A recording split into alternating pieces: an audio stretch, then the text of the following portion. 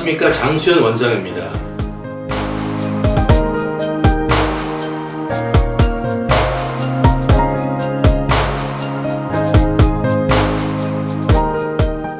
제가 지난 18년간 음경확대수술, 조루수술반을 쉬지 않고 집도하면서 느낀 점은, 이 수술을 집도하는 여러 의사의 눈높이는 18년 전과 큰 차이가 없는데, 수술을 받으려는 분들의 기준은 매우 엄격해지고 있다는 점입니다.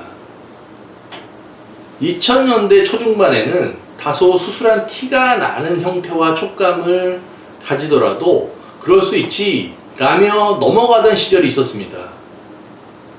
또 이 당시에는 이런 종류의 수술들은 보편적으로 시행되기보다는 특수한 직업군이나 소위 말해 좀 논다는 남성들에서 주로 시행받던 수술이었습니다. 제가 그동안 정확하고 구체적인 정보들을 꾸준히 제공했던 것이 크게 도움이 되었겠지만, 점차적으로 시간이 흐르면서 아주 평범한 분들의 외소 콤플렉스와 조루증 질환을 치료하는 의료 분야로 발전해 왔습니다. 최근 저를 찾아오시는 분들은 정말 평범한 분들이며, 나이와 학력, 직업 등등은 너무나 다양합니다. 여기서 가장 중요한 것은, 이 수술을 꼭 필요로 하는 분들이 양심적이고도 검증 과정이 충분한 제대로 된 수술을 집도하는 의사에게 진료를 받아야만 한다는 것입니다. 하지만 이 음경확대 수술, 조루 수술은 직접 수술 받은 사람이 대놓고 이야기하는 경우가 드물어 각종 광고나 전화상담 등에만 의존하게 되기가 쉽습니다.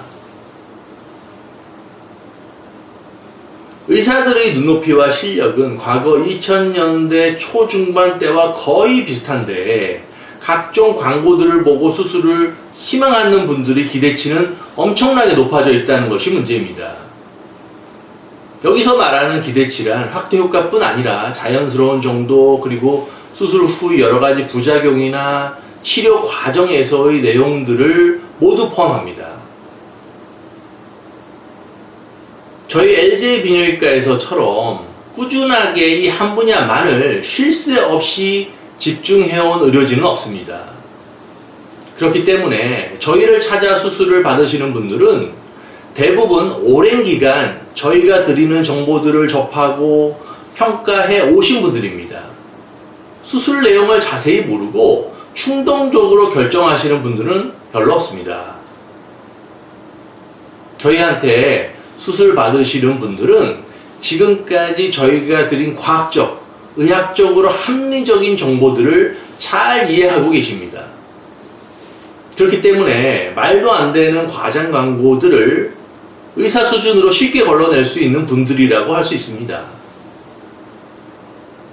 어쩌다가 시간이 나서 가끔은 다른 의사들의 영상을 보거나 블로그 홈페이지 내용을 볼 때가 있는데, 너무 말도 안 되는 내용들이 적지 않아 놀랄 때가 많습니다.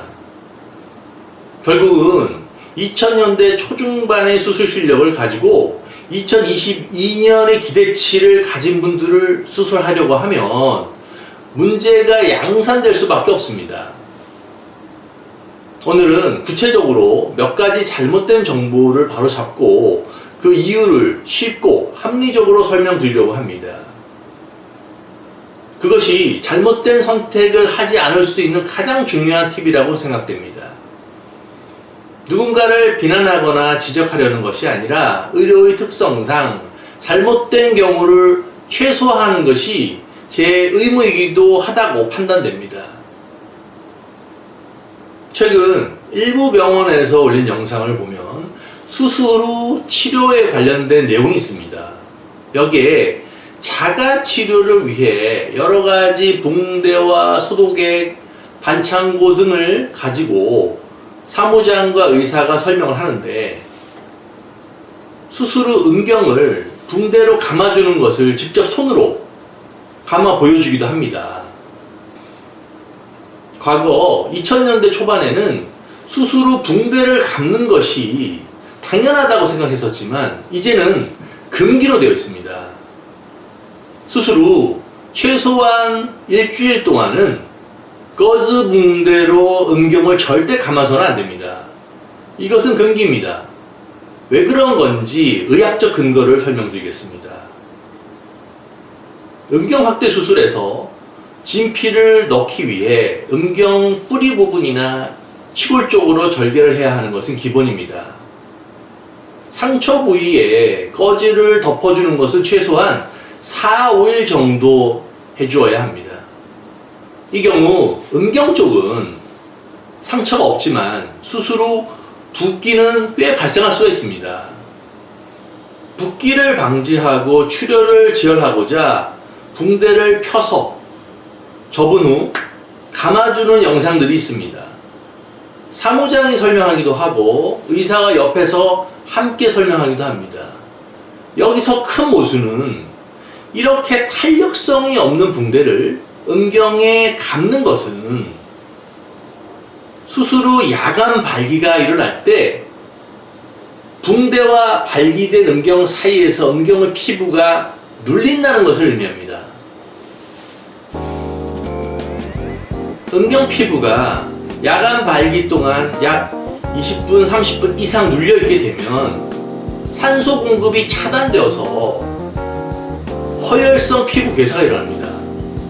음경 확대라는 수술이 까다로운 이유는 워낙 얇고 약한 음경 피부를 해면체로부터 분리하고 그 사이에 저장 진피를 넣어주는 것이기 때문에 음경 피부의 혈류를 잘 보존해주는 것이 매우 중요합니다. 음경 피부 혈류를 지키는 것은 근본적인 부작용 예방의 기본입니다. 삽입된 진피 때문에 음경 피부로 직접 가는 해면체 쪽으로부터의 혈류 산소 공급이 급격히 줄어들게 되는데 이때 탄력이 없는 거즈로 음경을 감아준다는 것은 의학적으로 용납되어서는 안 되는 것입니다.